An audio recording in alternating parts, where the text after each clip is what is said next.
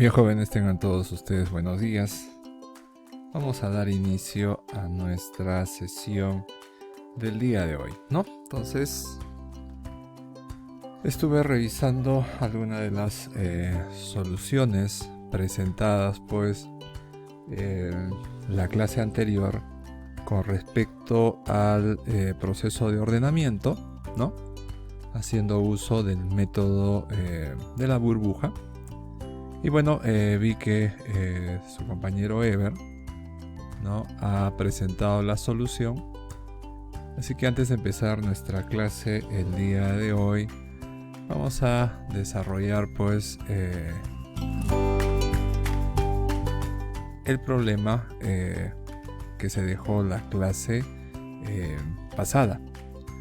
Entonces recuerden que el algoritmo lo habíamos estudiado, lo habíamos analizado y lo dejamos pues para que ustedes pudieran implementarlo, ¿no? Entonces, antes de comenzar con nuestro tema el día de hoy, vamos pues a escribir el código.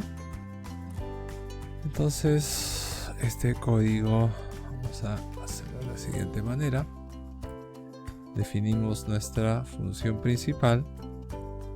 Vamos a declarar aquí nuestras variables.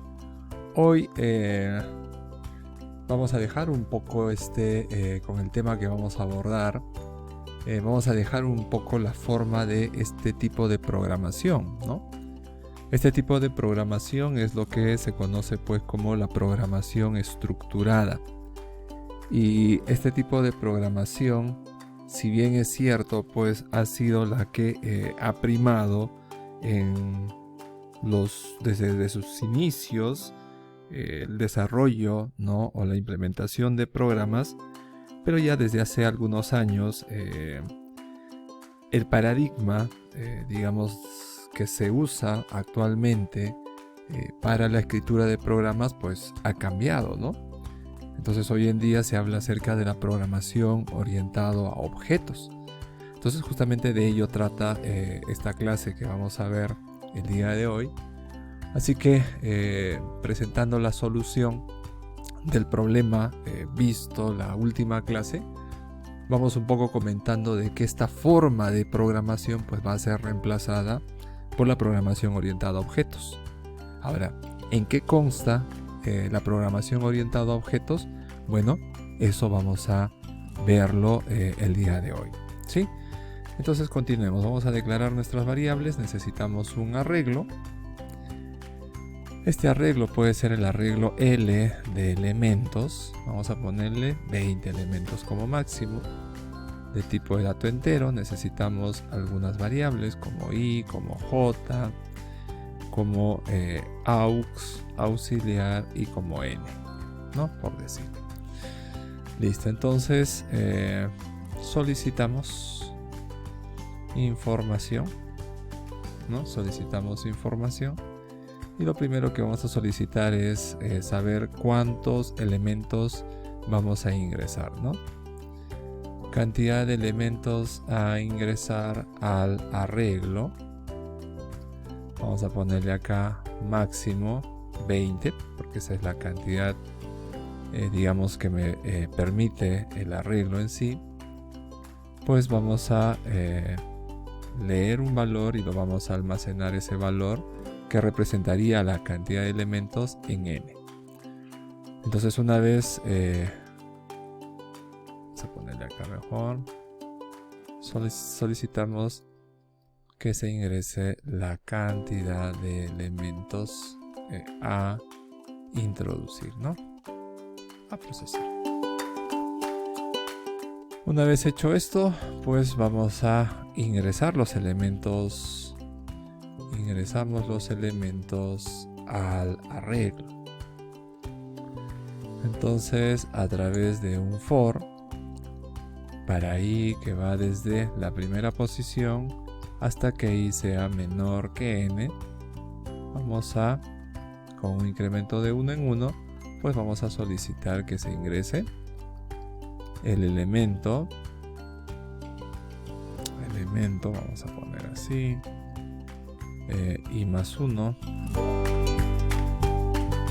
Sí, Ever. Uy, creo que me olvidé acá. Ok, Ever. Listo. Ahora sí. Ok, Ever. Gracias por hacerme recordar. Me había olvidado de compartir la pantalla. Entonces, acá pues vamos a poner igual, ¿no? Y vamos a ingresar el valor. Entonces leemos un valor y ese valor lo vamos a almacenar en el arreglo L de I. Ya está. Entonces solicitamos que se ingrese la cantidad de elementos a procesar. Y aquí estamos, logramos ingresar los elementos al arreglo. Muy bien, una vez hecho esto, podemos implementar el método de la burbuja, ¿no? Para ordenar el arreglo. Entonces este método, según lo que hemos estudiado, ¿no? Va a comparar, va a tomar un primer elemento del arreglo y lo va a comparar con los restantes, ¿no? Dependiendo del tipo de ordenamiento que hayamos seleccionado, ¿no? Si este pues es ascendente, entonces comparamos verificando que sea mayor y lo comparamos, ¿no? Con los demás elementos.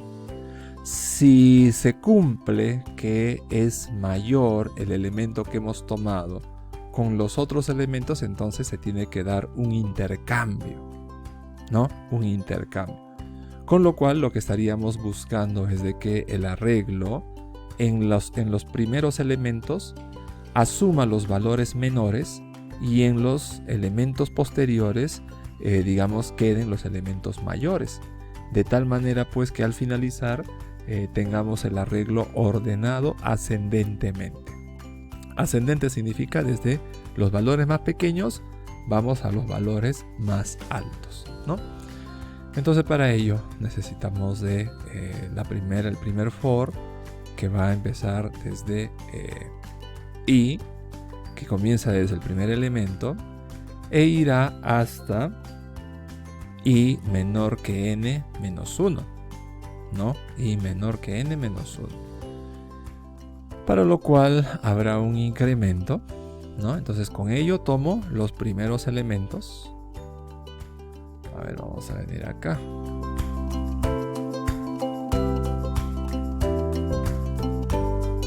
Si consideramos que nuestro arreglo va a ser 1, 2, 3, 4 de 5 elementos, entonces lo que estoy haciendo ahorita en el for de I, lo que le estoy diciendo ahí es que tome este elemento, que tome este elemento, que también tome este elemento y que finalmente tome este elemento.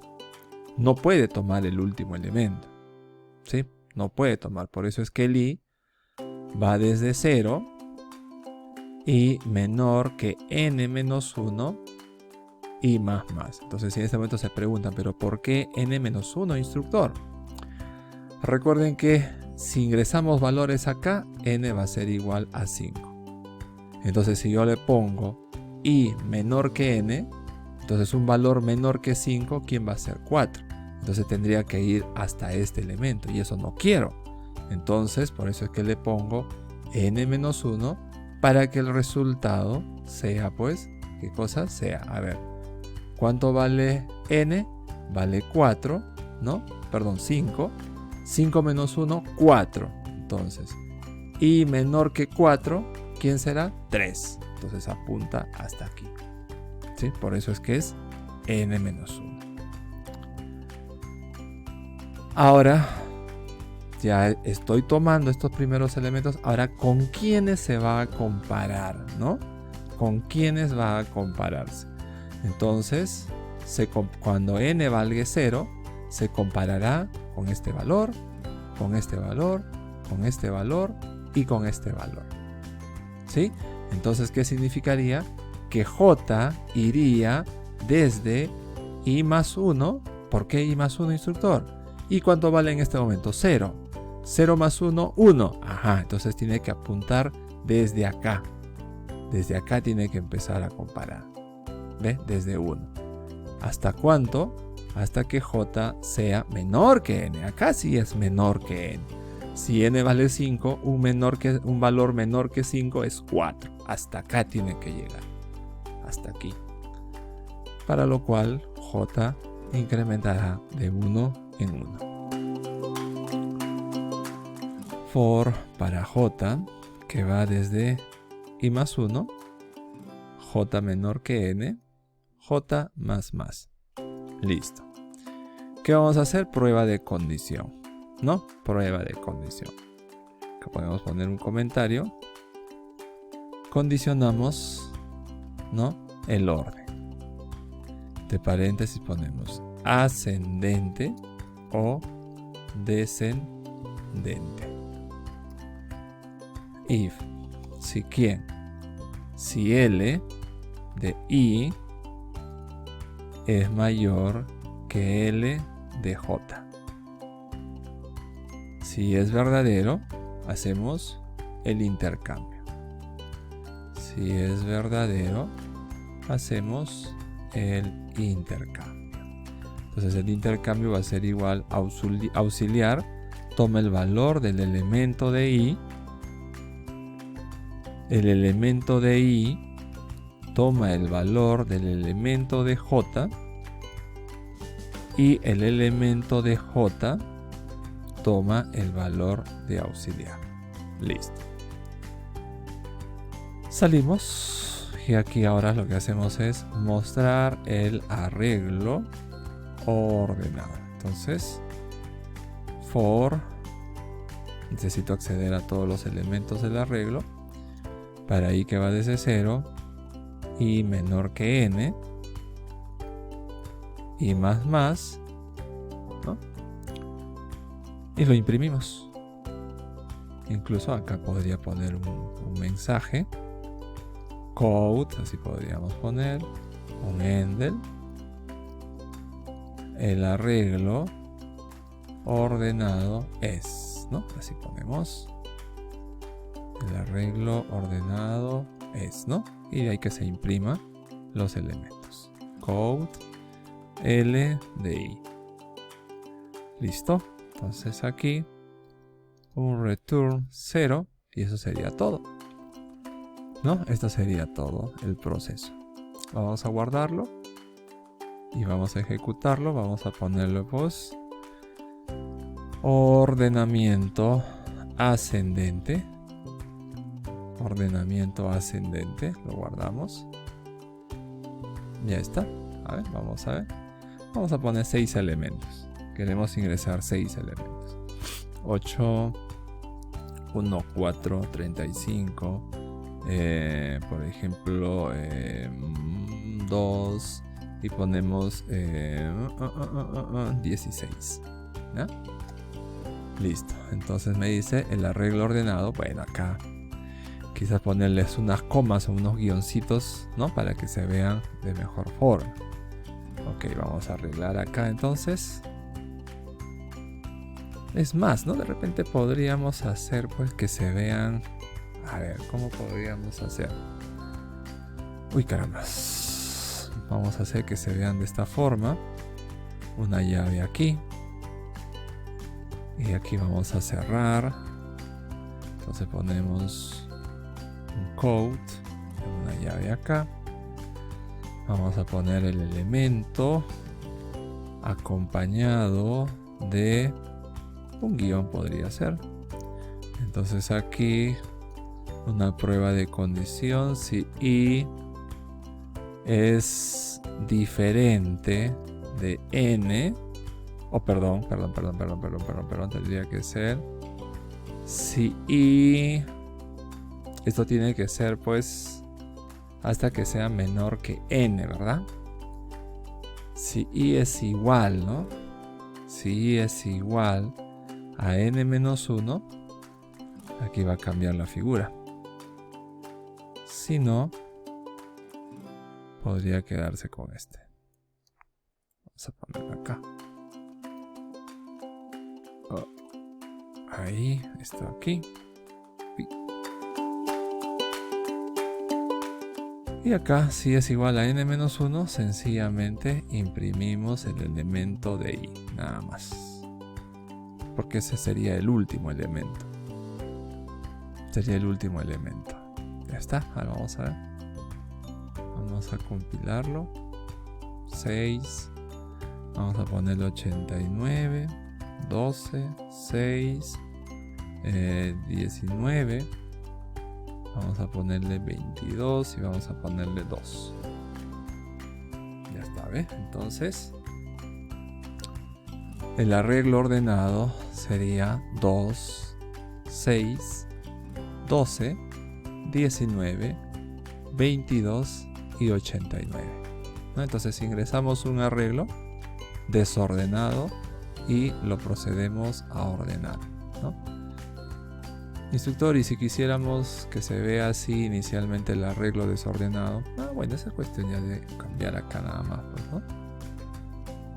Aquí esto lo copiamos, uno más, esto lo copiamos y lo pegamos acá. Entonces acá sería el arreglo desordenado, ¿no? El arreglo desordenado es tal, ¿no? Entonces acá hacemos un cambio de línea. Ok, un cover sí, creo que ahí no hay problema. Vamos a volverlo a ejecutar. Ahí vamos a poner ahora 8 valores. 15, 20, 3, 7, 19, 52, 11 y 6. Acá me faltó cerrar, ¿no? Entonces tenemos el arreglo desordenado 15, 20, 3, 7, 19, 52, 11 y 6. Y el arreglo ordenado sería 3, 6, 7, 11, 15, 19, 20 y 52. Vamos a aumentarle acá su cierre de llaves, que sería esto de aquí. Vamos a ponerlo acá. Y ya está. Y eso sería el arreglo ascendente. Y el descendente, vamos a ponerle pues descendente. Descendente. Lo único que cambiaría sería acá. Entonces, para ascendente el operador es mayor. O sea, en la comprobación que se hace del elemento de i, tiene que ser mayor que el elemento de j. Entonces, este símbolo de acá, mayor, es lo que va a generar que nuestro ordenamiento sea ascendente. Y si lo que buscamos es que ordene descendentemente, entonces hay que cambiar el signo mayor por el signo menor. Listo, eso es todo. Pero hay que cambiarle pues acá, ¿no? El arreglo ordenado. Bueno, pero acá no dice. Ya, listo. A ver, vamos a ponerle 7 valores. Vamos a ponerle pues 6. Vamos a ponerle 11. Vamos a ponerle 3. Vamos a ponerle 18. Vamos a ponerle 0. Vamos a ponerle, por ejemplo, 20. Y vamos a ponerle 4. Entonces, el arreglo desordenado tenemos 6, 11, 3, 18, 0, 24, ¿no? Tal y como hemos ingresado. Y lo que está haciendo el programa es invertirlo, ¿no? O sea, de mayor a menor. Primero 20, 18, 11, 6, 4, 3 y 0. ¿Sí? Entonces, ahí tenemos ambos arreglos. A ver, arreglo ascendente, descendente.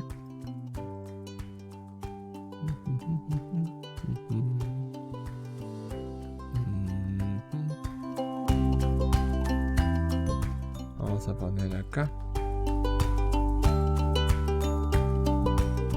Uy, ¿qué pasó?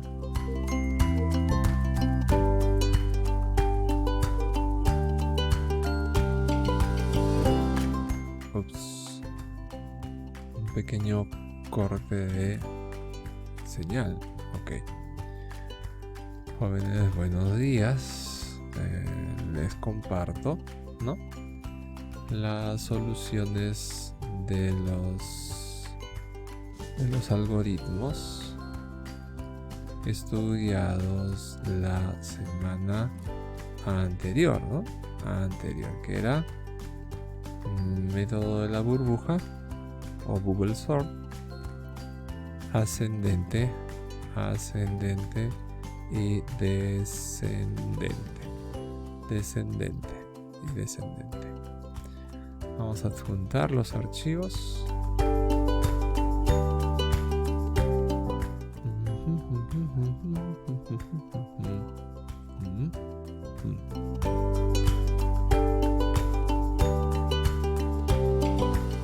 Ya está. Profesor, creo Sí. que ese es del grupo nomás, en general creo que es otro.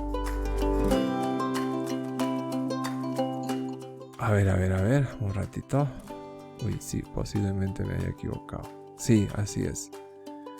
Ya, verdad, tenías toda la razón. Bueno, vamos a... Uy, lo mandé solo a un grupo. Ya, chicos. Entonces acá. Ok, gracias, ¿eh? No había percatado. Ajá, listo. Ya está. Muy bien, listo, chicos. He visto que lo han desarrollado, algunos lo han estado desarrollando, así que muy bien, me parece interesante, pero de todas maneras quise comenzar la clase del día de hoy hablando un poco acerca, desarrollando, presentando la solución y un poco pues ya centrándonos dentro de la temática que vamos a ver ahora, ¿no? Hoy, chicos, tengo un problema con la cámara, así que por eso estamos así, pero eso pienso que hoy ya debo solucionarlo. A ver, jóvenes, nuestra clase del día de hoy le comentaba de que quise empezar pues por acá para poder un poco ir despidiéndonos de este tipo de programación, porque esta programación, que si bien es cierto nos presenta los resultados, obtenemos los resultados deseados, pero este tipo de programación pues ya no es utilizada en la actualidad. En la actualidad, ¿no? El tipo de programación que se usa es la programación,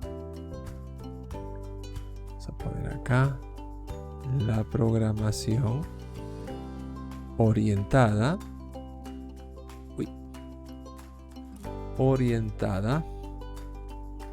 a objetos, ¿no? La programación orientada a objetos. Este tipo de programación que nosotros hemos estado utilizando es lo que se conoce como la programación estructurada. Y es un tipo de programación pues que, si bien es cierto todavía en la actualidad diríamos de que es válido usarlo, pero ha dejado pues de ser empleada, ¿no?, por las razones en cuanto a lo que son pues la evolución en el ámbito de la programación. Entonces, una pregunta válida sería: instructor, ¿y por qué entonces nosotros hemos estado desarrollando la programación estructurada? Bueno, lo hemos estado desarrollando pues por fines digamos metodológicos, es decir, para que ustedes puedan, digamos, adaptarse mejor a la programación, porque la programación orientada a objetos, o también conocida como POO, ¿sí? Así se le conoce como la programación POO, programación orientada a objetos, es una programación abstracta, ¿sí? O sea, la forma de programar es abstracta. Entonces, si para muchos, por ejemplo, la programación estructurada pues les pareció en un inicio bastante compleja de entender, Pues imagínense lo que hubiese sido pues si hubiéramos arrancado acá. Porque esta es una programación más abstracta. Entonces, por una cuestión de poder entender mejor los conceptos, es que decidimos utilizar la programación estructurada. Entonces, ahora que ya tenemos nos hemos familiarizado con este tipo de programación en cuanto a la solución, ¿no? De problemas, entonces ahora sí vamos a darle una mirada a este tipo de programación, ¿no? Entonces la programación orientada a objetos tiene un paradigma totalmente diferente a la programación estructurada. Pero obviamente pues tiene una relación, claro que tiene una relación, porque recuerden que la programación orientada a objetos pues se construye sobre la base de la programación estructurada.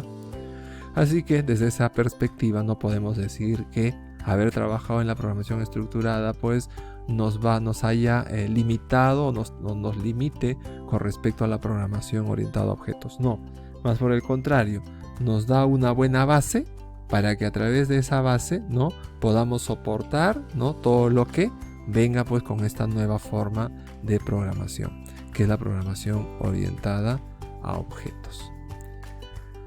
Muy bien, chicos, dicho esto entonces, vamos entonces a estudiar un poco acerca de qué consta, ¿no?, qué viene a ser la programación orientada a objetos. Bueno, y esto pues de alguna manera la clase va a ser bastante de fundamento, ¿no?, bastante de conceptos para poder comprender, ¿sí?, qué representa.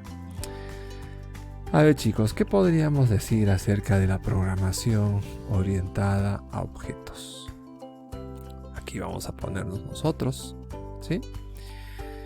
Bueno, este tipo de programación, jóvenes, es una técnica utilizada pues por los programadores, que en este caso somos nosotros, ¿no?, para adaptar el trabajo de programar, para adaptar, ¿no?, nuestro trabajo de programar a la psicología y a la filosofía.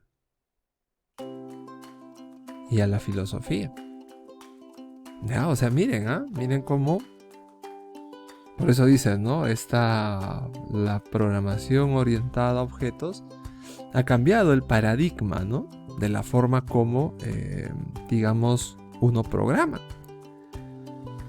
Entonces, hablar de la programación orientada a objetos es pues hacer referencia a una técnica, ¿no? Entonces hablamos de una técnica,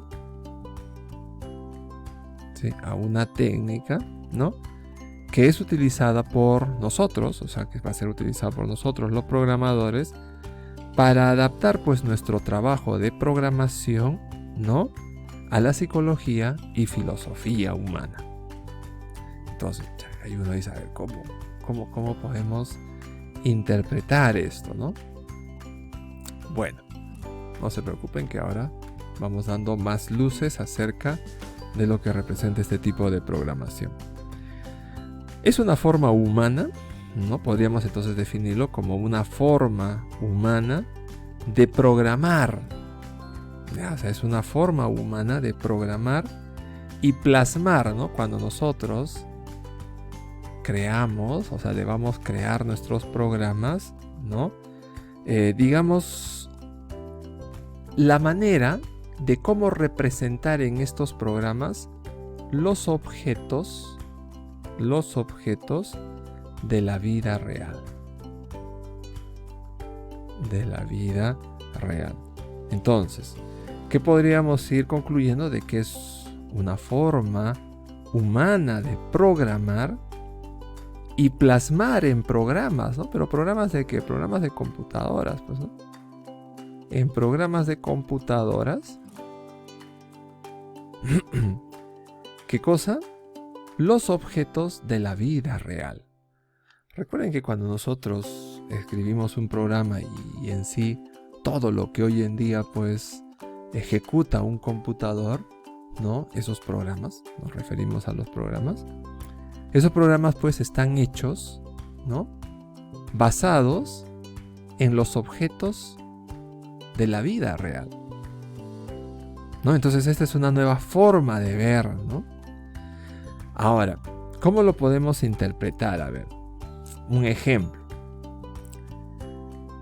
Por ejemplo, podemos modelar, ¿no? Podemos modelar en un programa, ¿no? de computadora a un mamífero. O sea, nosotros podemos hacer un programa que nos permita modelar, o sea, un programa de computadora, el cual nos permita modelar, ¿no es cierto?, a un mamífero, como por ejemplo el gato. Entonces, si queremos hacer un programa donde queramos modelar a un gato, el gato es un elemento de la vida real, es un objeto de la vida real, ¿no? Entonces, la programación orientada a objetos nos va a dar esa posibilidad de que nosotros podamos modelar, hacer un programa para modelar a un gato dentro de nuestro equipo de cómputo. Suena algo complicado. No vamos a decir que no. Suena algo complicado. Pero a medida que vayamos avanzando con la explicación, vamos a poder ir entendiendo mejor los conceptos a los que nos estamos refiriendo en este momento. Por eso decíamos, ¿no? Esa es la razón por la cual no comenzamos el curso con la programación orientada a objetos, porque es abstracta. Pero el hecho de que sea abstracta no significa pues que está lejano a la realidad, no, más por el contrario, es todo lo opuesto. En la realidad, jóvenes, podemos considerar, ¿no?, que un objeto, ¿sí? O sea, en la realidad podemos considerar que un objeto es todo aquello que ocupa un espacio. ¿Sí? Tiene volumen y además puede ser percibido por nuestros sentidos. Percibido por nuestros sentidos. Este objeto puede ser animado o inanimado. ¿Ya? Entonces, mire, un objeto es aquello, ¿no?, que ocupa un espacio, tiene un volumen, puede ser percibido por nuestros sentidos y este objeto puede ser animado o inanimado. Por lo tanto, bajo esta definición, podríamos decir que un objeto, ¿qué cosa puede ser? Puede ser una casa, puede ser un animal.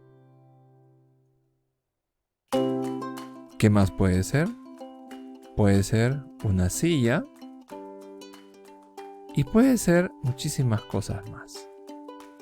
Bajo este concepto, bajo esta definición. ¿Sí? Bajo esta definición. ¿Alguna pregunta hasta acá, chicos?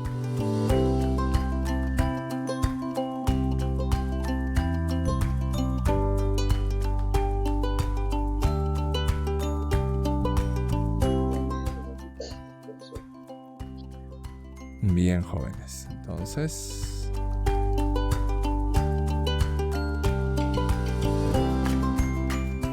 ahora,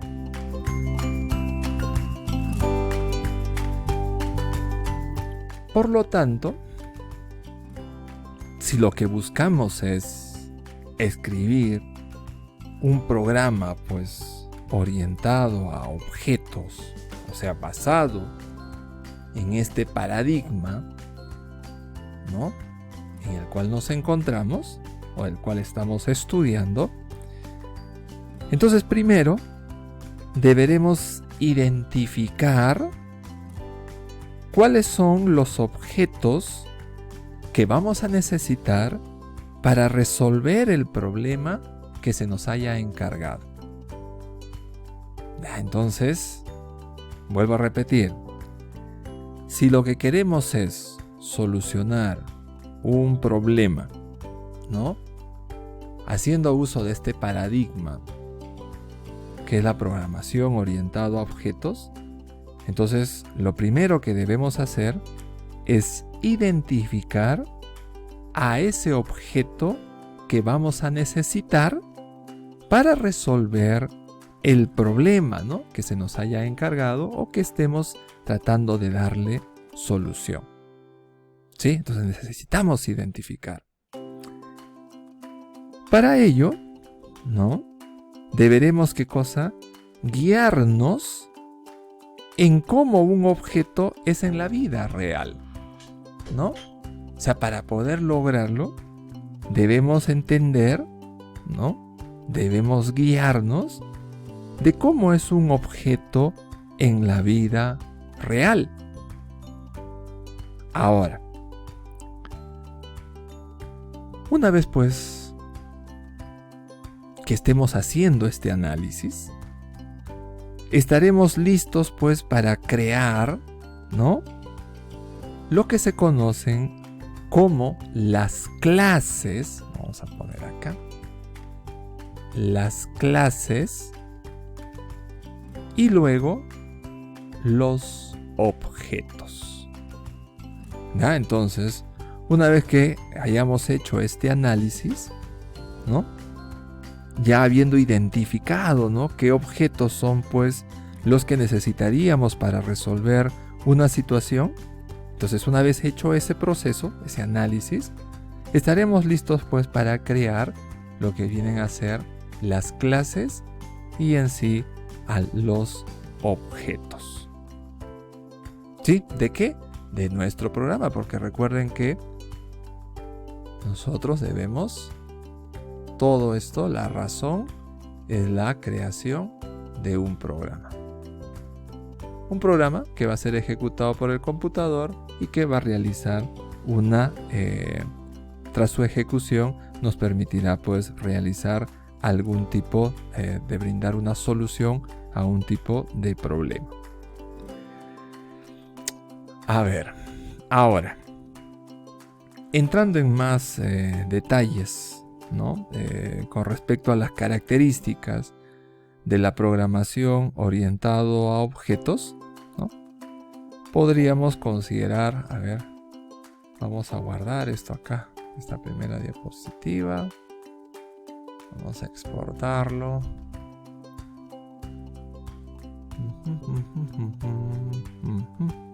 Vamos a poner acá POO, ¿no? Ya.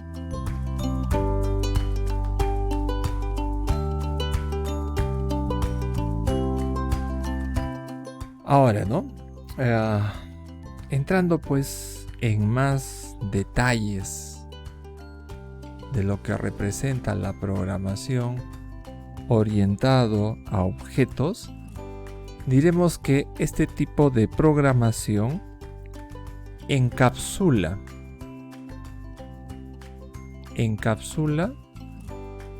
datos.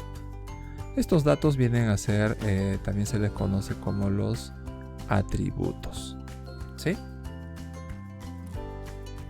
Y asimismo, ¿no?, se encapsula datos y también va a encapsular funciones. Estas funciones se les conoce como comportamientos. ¿Sí? Comportamientos. Datos son atributos, ¿no? Y las funciones dentro de lo que es la programación de objetos vienen a ser pues comportamientos, ¿sí? Comportamientos. ¿Qué cosa es encapsular, no?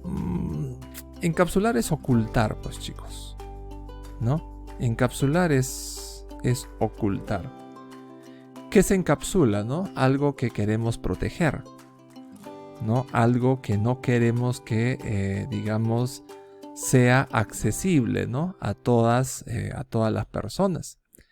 Entonces, cuando hablamos de encapsulación, dentro de lo que es la programación orientada a objetos, también podríamos ir identificando que entre sus ventajas de la programación orientada a objetos o de este tipo de programación es el hecho pues de darle mayor seguridad a nuestros programas. Entonces no solo se trata de un paradigma que reemplaza a una forma de cómo se programaba anteriormente, sino que además de esto, este reemplazo trae consigo mejoras que definitivamente, en el caso que estamos viendo, nos va a dar pues esa seguridad, ¿no? A nivel de nuestros programas. Los datos y las funciones. Los datos y las funciones están íntimamente relacionados entre sí. Están íntimamente relacionados entre sí. O sea, ¿qué quiere decir? Que los datos dentro de la programación orientada a objetos no son ajenos a estas funciones, ni las funciones a estos datos. No. Ambos están relacionados entre sí. Los objetos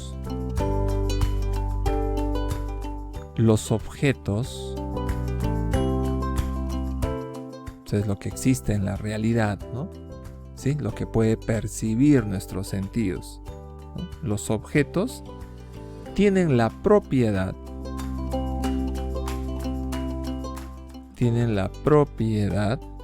de ocultamiento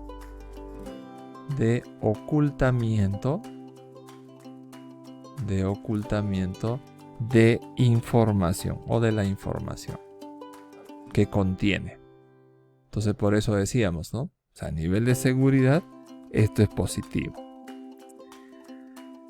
Pero ¿qué significa, no? Que por más que tenga esta propiedad de ocultamiento, ¿no? Esto no va a impedir que estos objetos puedan comunicarse con otros. O sea, no impide. ¿Sí? No impide. Sino lo que se busca con este ocultamiento de la información que posee un objeto es de que no se sepa o que no se conozca cómo están implementados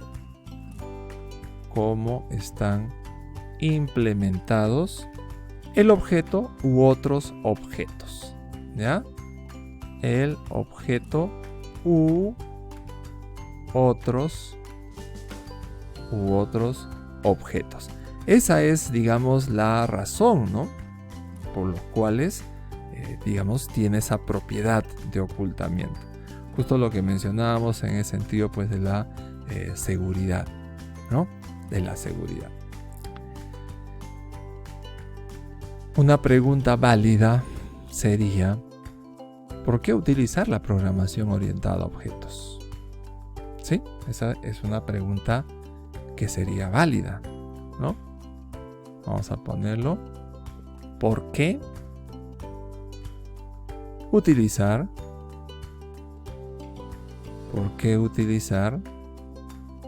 la programación orientada a objetos? Así lo voy a simplificar, ¿no? Poniendo POO, ¿no? La respuesta es porque podemos hacer el trabajo más sencillo. Ojo con eso. A pesar de que esto es un paradigma, ¿no? Que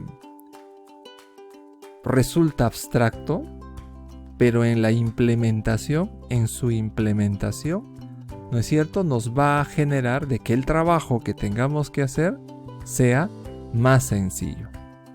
Por lo tanto, nuestros programas serán más claros,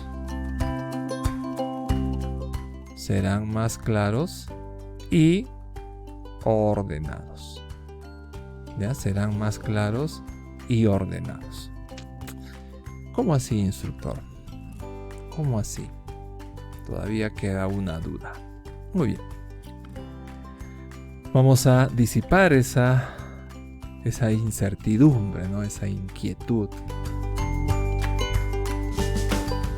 Vamos a imaginarnos que estamos haciendo un programa en el cual queremos almacenar la edad de una persona. Entonces, con lo que nosotros hemos visto hasta el momento, ¿qué necesitamos hacer? Bueno, si queremos, ¿no?, almacenar la edad de una persona,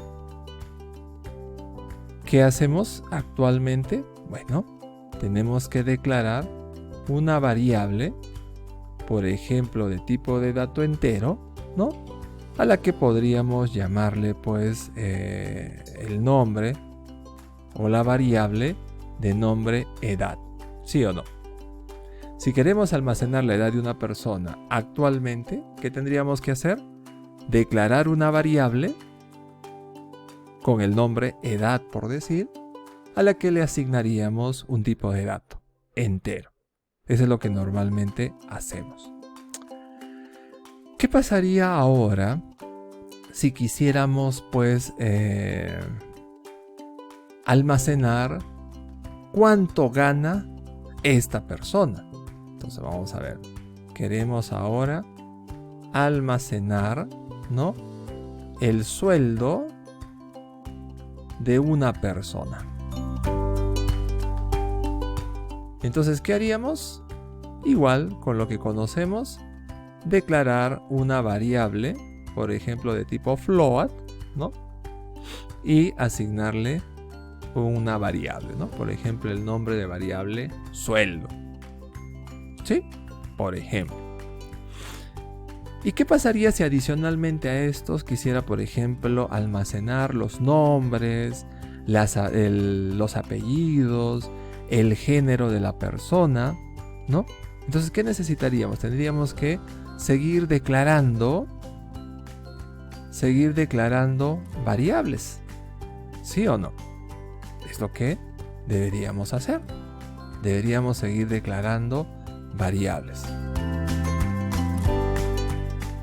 Ahora, pero si ustedes se dan cuenta, si bien es cierto, esta es una forma válida, como lo estaríamos haciendo actualmente con el tipo de programación que tenemos, que es la programación estructurada, pero ¿qué tan, adecuado sería pues hacer esto? Porque solo estas variables representarían a una sola persona.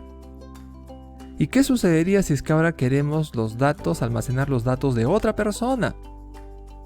Entonces tendríamos que agregar todos estos elementos, ¿verdad? Entonces de repente alguien podrá decir, instructor, ¿y si hacemos un arreglo? Bueno, con un arreglo podríamos mejorar el tratamiento de estos datos. Pero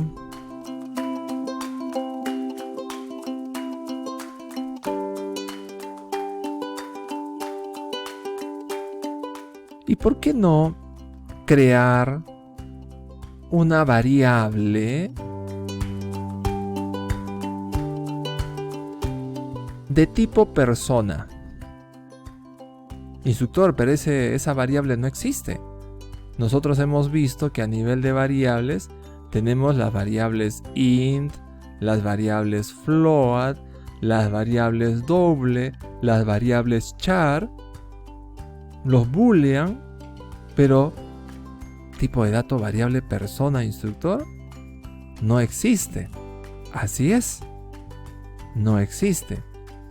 Pero se imaginan, por ejemplo, si hubiese una variable, un tipo de variable persona, el cual, por ejemplo, contenga, ¿qué cosa? Contenga el nombre, la edad,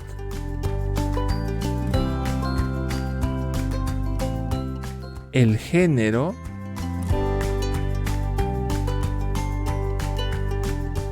el sueldo, por decir, ¿no? ¿Sí? Y otros más, etcétera. Entonces, ¿se imaginan, por ejemplo, si nosotros tuviéramos la capacidad de crear, pues, ¿no?, una variable de tipo persona, cuya variable en sí tenga para almacenar el nombre, la edad, el género, el sueldo, entre otros? Entonces ya no estaría, pues, tratando a los datos de esta persona de manera individual, sino estaría usando una estructura la cual contenga mucho de la información que anteriormente estaba suelta. Entonces ahora pertenece a un grupo.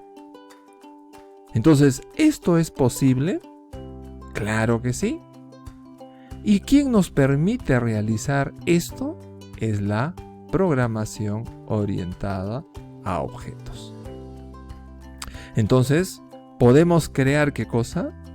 Una variable persona, de nombre persona, que contenga, pues, muchos datos en una sola vez. O sea, esta variable contiene muchos otros datos. Y a esta variable, como lo estamos mencionando, en realidad, al estar ahora dentro de lo que es la programación orientada a objetos, ya no se llamaría variables, pues, porque las variables son en la programación estructurada. Entonces, si esta es la concepción del nuevo paradigma de programación que vamos a emplear, que es la programación orientado a objetos, entonces este ya no podría llamarse variable, sino, ¿cómo se va a llamar? Se va a llamar clase. Clase. ¿Sí? Entonces, clase. Por lo tanto, podríamos decir que en la programación orientada a objetos, estas estructuras, ¿no?, ahora se van a denominar clases. Se van a denominar clases.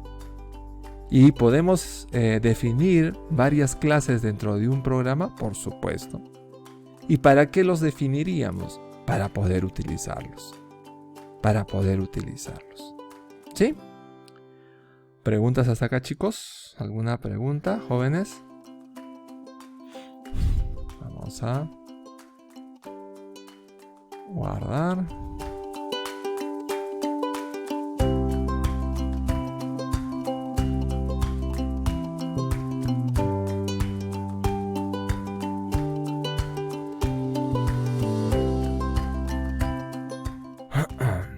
A ver, no sé, de repente alguien está escribiendo por el chat.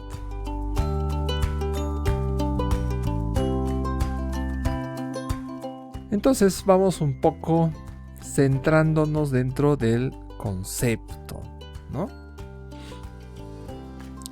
Entonces, ¿qué es una clase?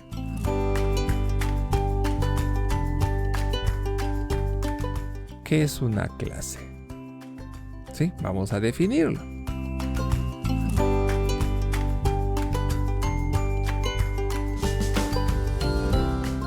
Una clase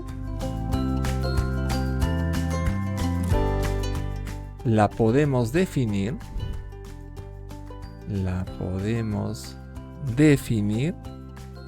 como una agrupación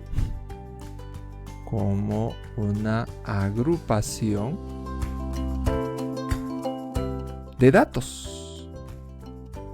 Como una agrupación de datos. Recuerden cómo se les llamaba a los datos: atributos. atributos.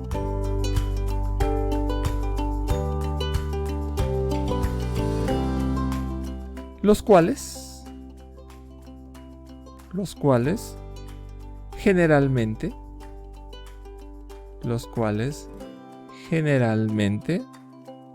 se encuentran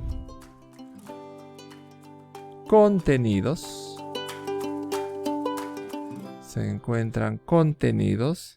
en variables. Instructor, o sea que no dejamos las variables. No, las variables no las dejamos, solo que ahora las variables, ¿no?, van a ser parte de las clases.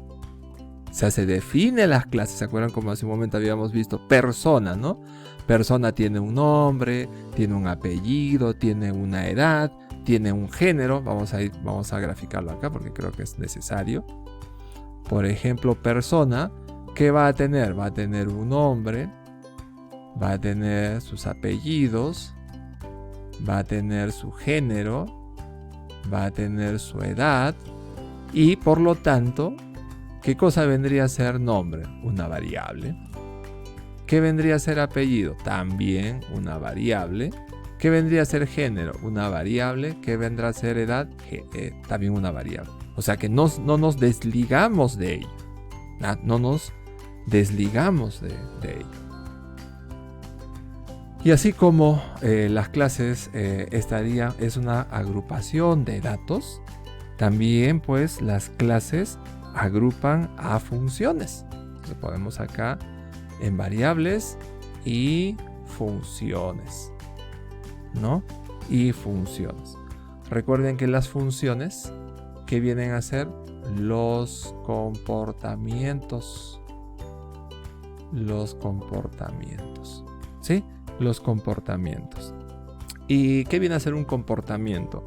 Bueno, lo que le dice pues cómo van a operar esos datos, ¿no? Los cuales indican, ¿no? Cómo operarán los datos ¿de qué? De la clase, pues. Los datos de la clase. Entonces vamos a tener dentro de persona estos que vendrían a ser atributos. Atributo. O sea, atributo es un dato. Y un dato es el nombre, el apellido, el género, la edad. Pero además también vamos a tener funciones.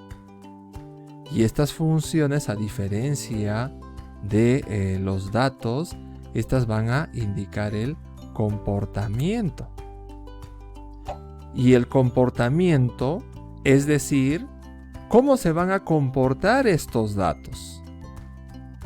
Entonces, de estos dos elementos está conformado la clase. Entonces, vuelvo a repetir, ¿qué cosa es una clase? Es una agrupación de datos, ¿no? Y de funciones. Cuando hablamos de datos, nos estamos refiriendo a los atributos. Y cuando nos referimos a las funciones, nos referimos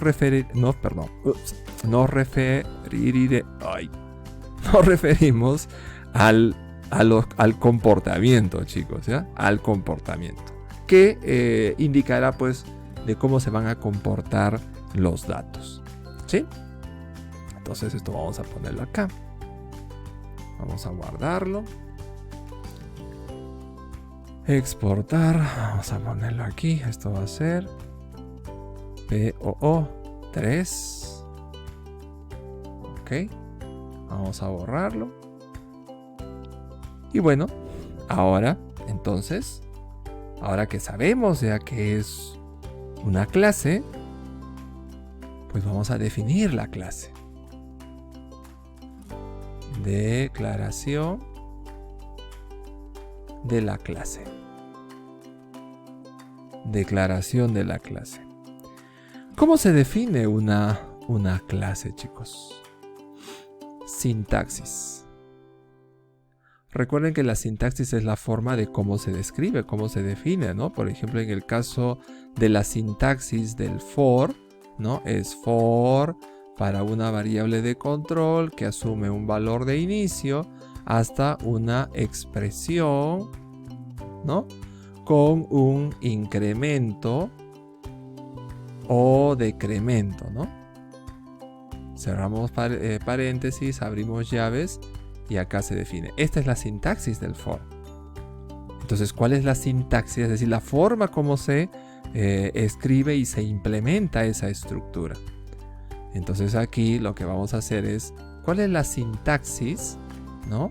de una clase? Para tenerlo en cuenta y ya empezar pues a escribir nuestros programas a nivel de la programación orientada a objetos. ¿Cómo se declara una clase? Entonces una clase la vamos a declarar con la palabra reservada class. ¿Sí? Class. Esta palabra reservada, al igual que el for, que el while, que el break, ¿no? que el switch, que el if, todas son palabras reservadas, o sea que el lenguaje de programación los reconoce. Entonces, a nivel de la sintaxis, class, una clase comienza definiéndose por la palabra reservada class, seguido, vamos a cambiar el color acá, seguido del nombre de la clase. Vamos a cambiarlo así con colores. El nombre de la clase. Vamos a poner así. Nombre de la clase. Esta estructura va a tener, ¿qué cosa? Un inicio, ¿sí? Y va a tener un final, ¿sí? Tiene un inicio y tiene un final. ¿Y qué es lo que va en el interior? Ok, vamos entonces a poner acá. No, este color no. Este color de acá. Listo. ¿Qué es lo que lleva? Lleva pues lo que hemos mencionado, que podrían ser datos o podrían ser funciones. Recuerden, los datos vienen a ser los atributos y las funciones vendrían a ser los comportamientos. Los comportamientos. Entonces, esta es la manera de cómo se define una clase. ¿Ya? ¿Cómo se define una clase? Entonces, vamos a subirlo esto un poquito más acá. ¿Ya? Para hacer la definición. A ver, comencemos. Arranquemos por el nombre de la clase. Uy, el color lo hemos cambiado. Ya, vamos a poner acá. Nombre clase, vamos a poner nombre clase. Vamos a ver sus partes. Nombre clase. ¿Ya? Nombre clase. ¿Qué significa el nombre de clase? En sí es cualquier nombre, chicos.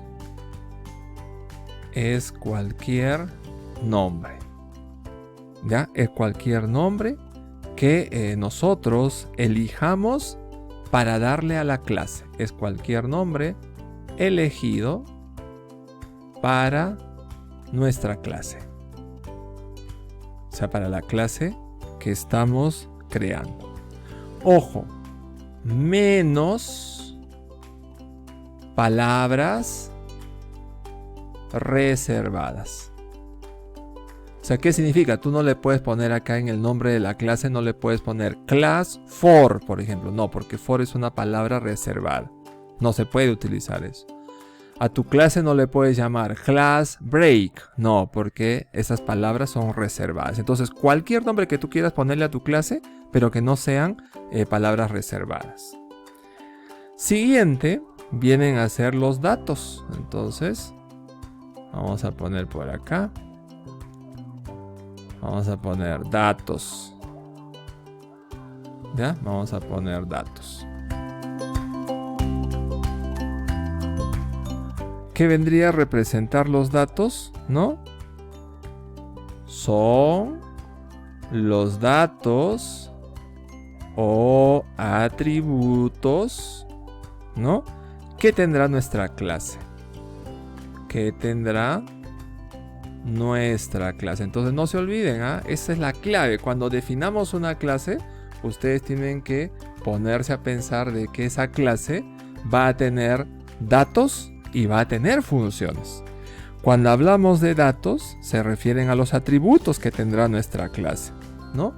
Y estos, como habíamos mencionado, son pues, por lo general, son variables. No hay que olvidarnos de ello.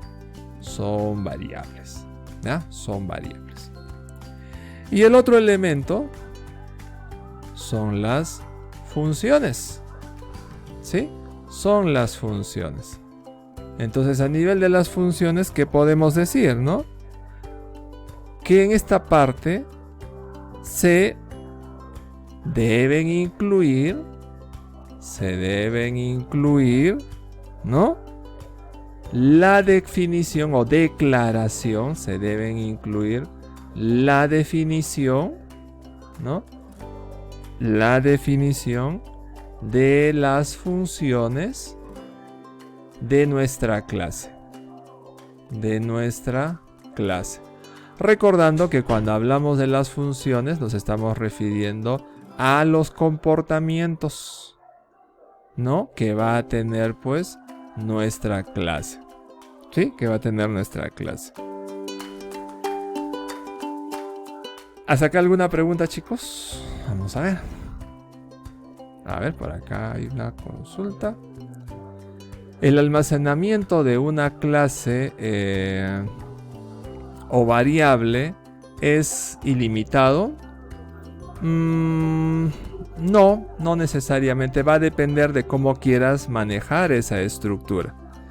Ya lo vamos a ver, Andy. No te preocupes. Ya lo vamos a ir viendo. Vamos a ir dilucidando un poco esas dudas que en este momento, es normal que las podamos tener, ¿ya? Entonces, chicos, podemos ir llegando a la siguiente conclusión, ¿no? Que las clases, vamos a poner acá con un color diferente. Vamos a escoger, por ejemplo, este de acá. Y vamos a poner, pues, y recordar y resaltar, ¿no? Que una clase, vamos a poner acá, una clase, ¿no? Se crea, ¿no? Se crea inspirado en un objeto de la vida real, ¿ya? De la vida real, ¿no? Por ejemplo, vamos a tomar el caso, pues, de las aplicaciones previas, ¿no? ¿Sí? La que, por ejemplo, queríamos modelar un gato, ¿no? Vamos a poner acá. Ejemplo, modelar un gato. Entonces, si queremos modelar un gato, entonces tendríamos que definir una clase. Entonces, ¿cuál sería la clase definida, ¿no? Para ese gato? Podría ser la siguiente. Class, ¿sí? Class, y el nombre podría ser gato. Abrimos llaves, cerramos llaves, punto y coma. Entonces, dentro de esta clase creada, ¿no? ¿Qué es lo que deberá contener? Deberá contener, pues, los datos y deberá tener también las funciones. Vuelvo a mencionar que a nivel de los datos, estos son los atributos y las funciones son los comportamientos. A ver, no soy fanático a los gatos, pero sé que muchas personas les gustan los gatos. Así que, aún así, sin ser fanático a este tipo de animal, sé pues qué cosa es un gato, ¿verdad? Entonces, ¿cuáles, por ejemplo, podrían ser datos de un gato? Por ejemplo, podría ser el color del gato, ¿sí o no? Un dato, imaginémonos, ¿no? Recuerden que esta es una abstracción, ¿no? La programación orientada a objetos es una abstracción. Entonces, queremos modelar un gato. Entonces, definimos nuestra clase, ¿no? Clase gato. Y ahora tenemos que especificar pues sus datos y sus funciones. Recuerden que los datos son los atributos del gato y las funciones son los comportamientos que tiene el gato. Entonces, ¿qué podríamos decir? A ver, datos del gato: color, tamaño, vidas, porque se dice que el gato tiene 7 vidas, ¿verdad? ¿Sí? Por ejemplo, podría ser vidas. Y cada uno de esos valores,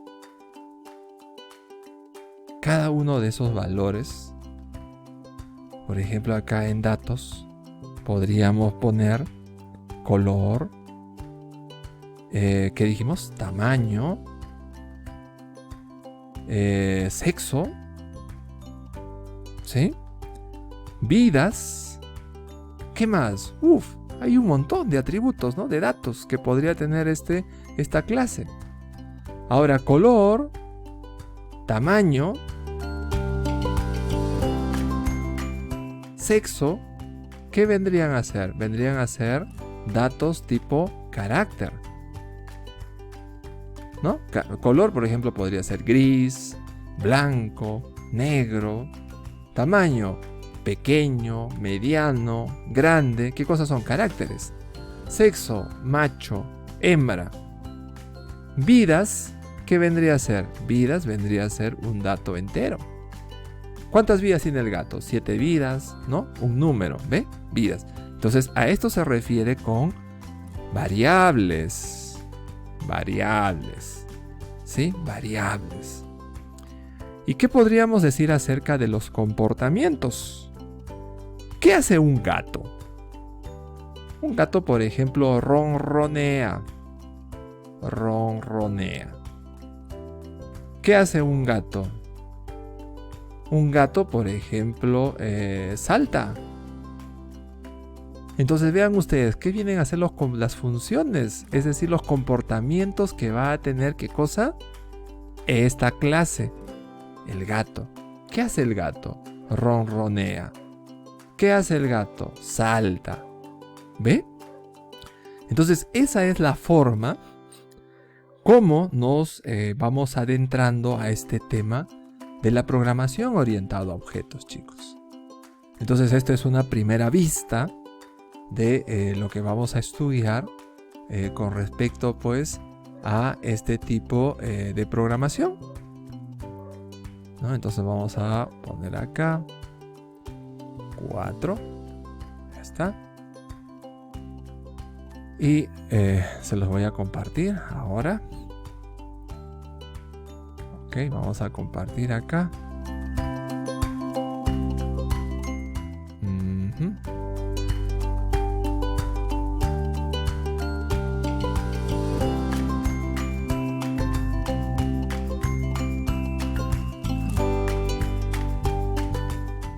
Entonces esa es la manera como, digamos, debemos programar pues bajo el paradigma de la programación orientada a objetos.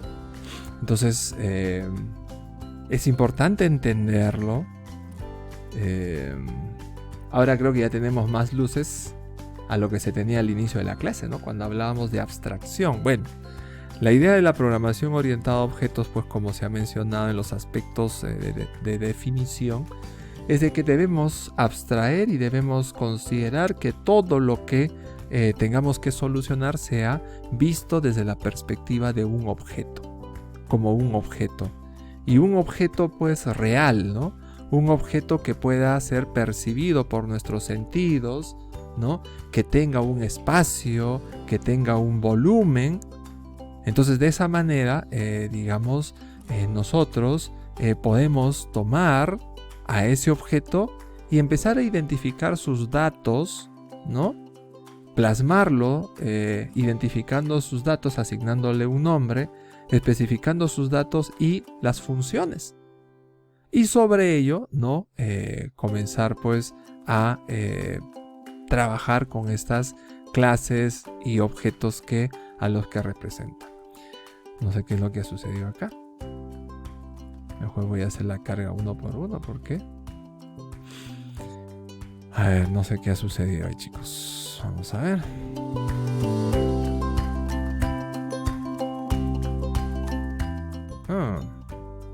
Se queda ahí.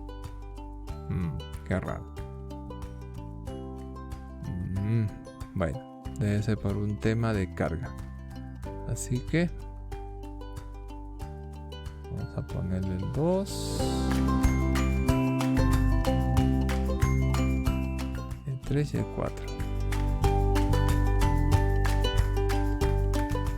No sé si ya cargó, puede que de repente ya haya cargado. Bueno, listo. Vamos a llamar a asistencia, chicos.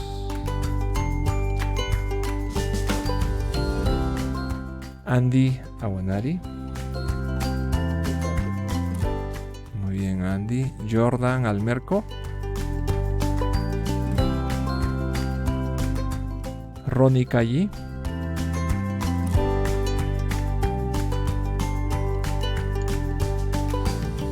Brian Condorcayo. Muy bien. Spencer Coronel.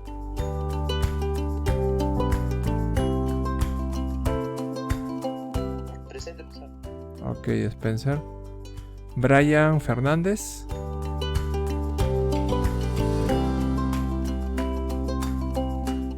Luis Figueredo. Gabriel Gavilán.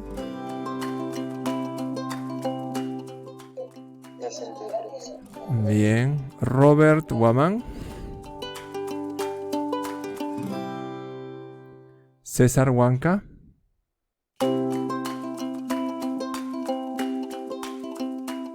Marco Mamani.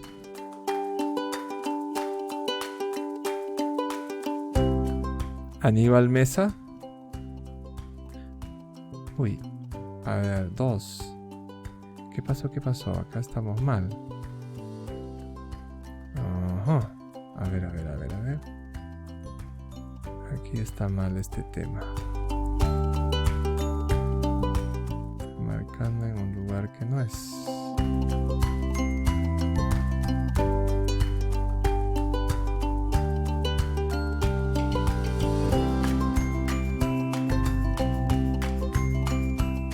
Aníbal Mesa.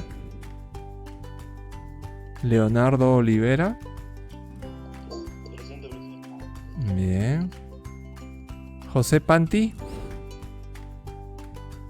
Está José Panti. Johan Pumacota. Presente. Muy bien. Oscar Ticona.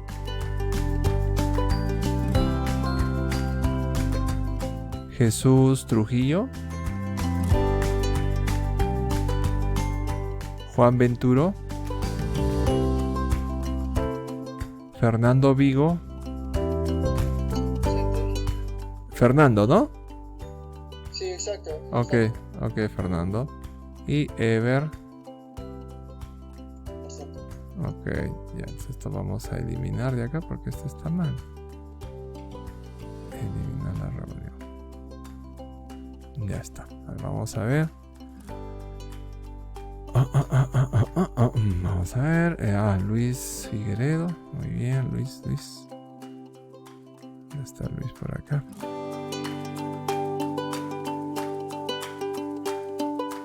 Uy, no lo veo. ¿Dónde está Luis? Acá está. Ya, Luis. ¿Quién más? Ok, listo. Ya, chicos.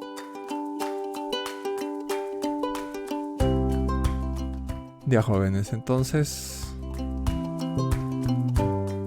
en la siguiente sesión vamos a seguir desarrollando con respecto a este tema. Uy, me parece que es así. Vamos a... Uy, está cargando. Qué raro. Qué raro. ¿Cuánto pesa? 1 mega. No pasa nada. A ver, vamos a comprimirlo. Y vamos a ponerle un nombre. PO, Programación Orientada a Objetos. Y vamos a enviarlo Qué raro. A ver, vamos a ver si el RAR lo podemos enviar.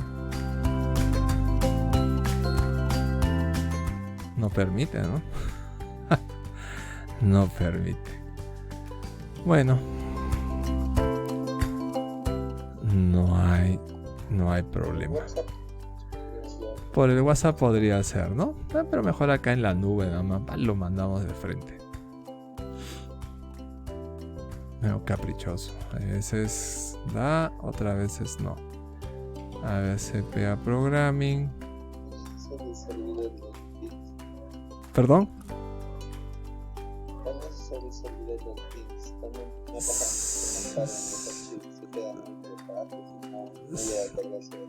Sí, pues sí, es medio extraño, ¿no? Ya, entonces acá vamos a poner. Vamos a crear una carpetita. CPA. Uy, es PO, Programación Orientada a Objetos. Y acá vamos a subirlo, ¿ya? Subir. Files. Ya está. Listo, ya casi va a subir, ya está. Ya, chicos. Aquí lo tiene. ¿Ya? Bien, jóvenes, entonces esto sería todo por nuestra clase del día de hoy. Nos vemos el día de mañana para continuar desarrollando nuestras temáticas. Listo, jóvenes, entonces hasta el día de mañana. Que tengan buen día y nos vemos. Hasta luego. Hasta mañana, chicos. Nos vemos.